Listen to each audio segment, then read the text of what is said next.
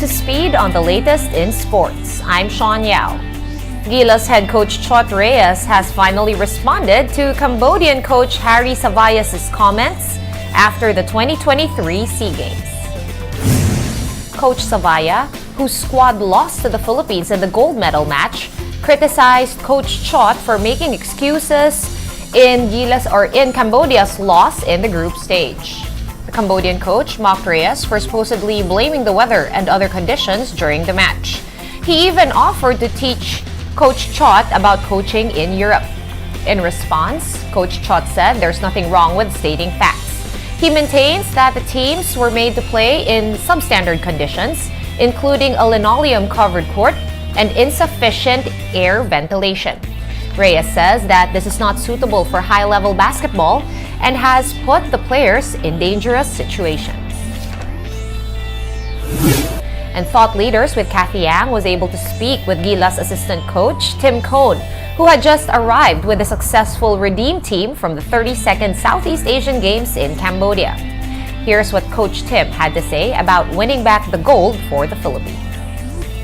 I coached the team in the Southeast Asian Games 2019, and the competition wasn't very strong, and we walked over everybody. The closest game was like 30 points or 31 points. We beat everybody, destroyed everybody, and then afterwards everybody was like, "Congratulations, coach! Congratulations, coach!" And I felt a little bit, like shy because, it was like anybody could have coached that team to do that, but this time around, 2023. The competition had really lifted, and it was really hard. And the conditions we went through, and in 2019 it was a home. We played here in Manila, so we had all of our familiar facilities, our home crowd, everything. But over there it was a really difficult journey, and the conditions were tough. The teams had really elevated. The rules had changed, and there were more imports. And it was just really tough. So, there's an old thing in coaching, the tougher it is, the sweeter it is. And so this was really tough. It was really hard, but it was also really sweet once we finished it. So when people congratulate me, I'm like, yeah, I'll take that in now this time. Not like the last time. I was a little bit embarrassed. But you would have been jahe just the same if you came home here without the goal. Oh, we would have been not jahe, but shamed. Yeah, definitely. We would have been shamed. But the fact that we overcame all that we did, it was just a great character win. And those are my favorite kind of wins, or when you win through your character. If you win through talent, anybody can do that. But if you win through character, it takes special people. And those guys created a special chemistry and bond between themselves and really figured out a way, especially after that devastating loss to Cambodia and where we got hammered on social media and all over the place. And but Coach Chot Reyes did just a tremendous job of keeping us together, keeping us forward thinking, understanding that we weren't there to win every game. We were there, our mission was to win a gold, and that loss didn't knock us away from the gold. It was a temporary setback for us. Yeah, the temporary setback generated a May 11 tweet from Manuel V. Pangilinan. He is the Chairman Emeritus of the Samahang Basketball ng Pilipinas, and he described it as a disgraceful defeat. But then, a few days later, and I had him on the show, who told me on this very same program that he is, quote, very happy to be proven wrong. Well, we're certainly happy to prove him wrong as well. It wasn't just, obviously, Mr. Pangilinan. It was literally everybody that was upset. And that's just comes with the territory of being a national coach.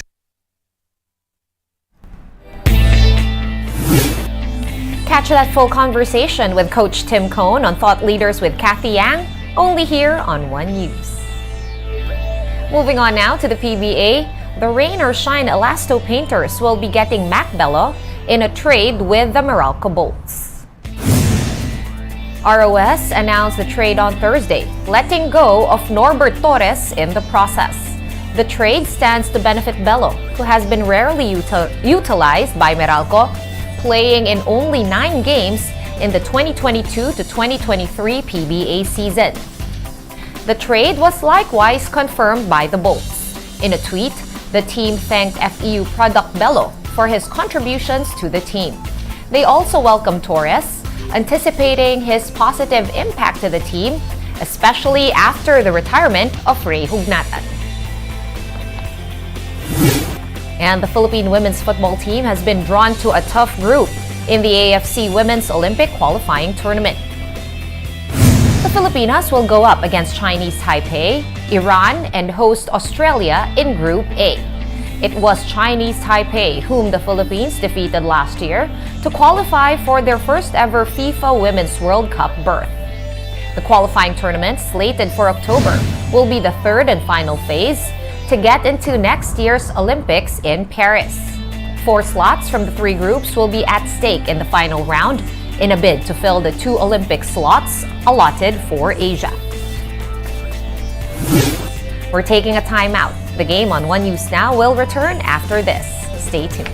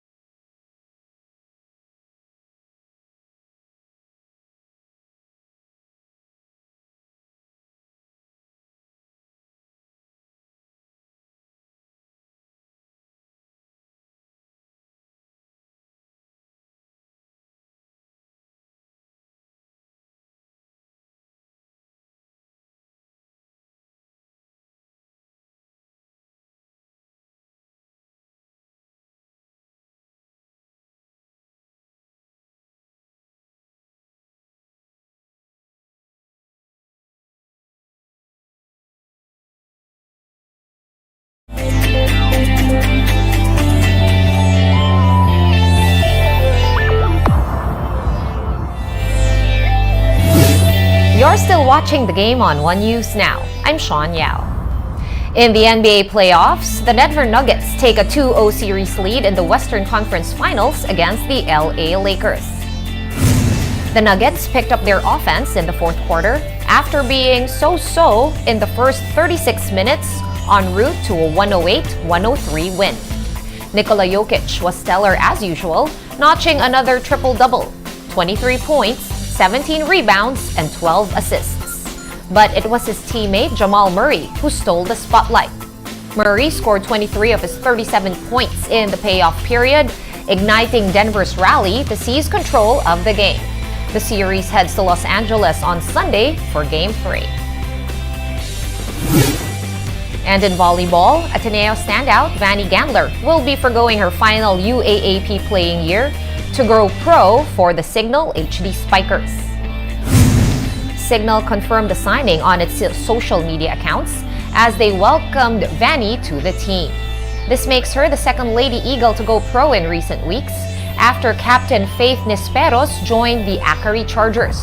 Gandler was part of the Ateneo team that won the UAAP Season 81 Women's Volleyball title in 2019. This year, Ateneo missed the Final Four for the first time since 2010, finishing 6th out of 8 teams. With this, the 5'9" standout is excited for this new chapter in her career. I'm very excited to be playing with you guys, and I'm really looking forward to my journey ahead. And to the Signal Lady Spikers, thank you very much for being so kind to me, and I'm so excited to learn and grow more.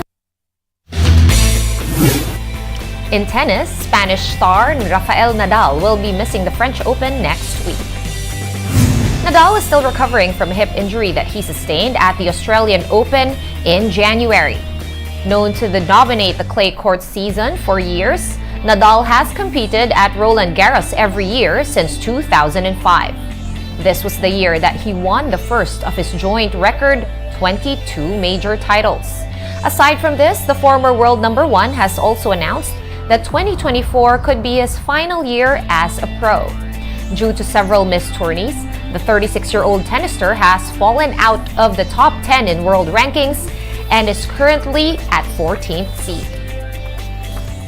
My ambition is to try to stop, to give myself an opportunity to enjoy next year. That's probably going to be my last year in a professional tour. Olympic Games is one of the competitions that I would love to be in. So I hope to be there.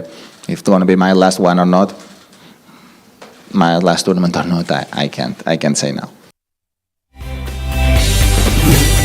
Get your fill of the latest in sports at onesports.ph. Meantime, the Newsday continues later at 4:30 p.m. I'll see you then. I'm Sean Yao. We are One News.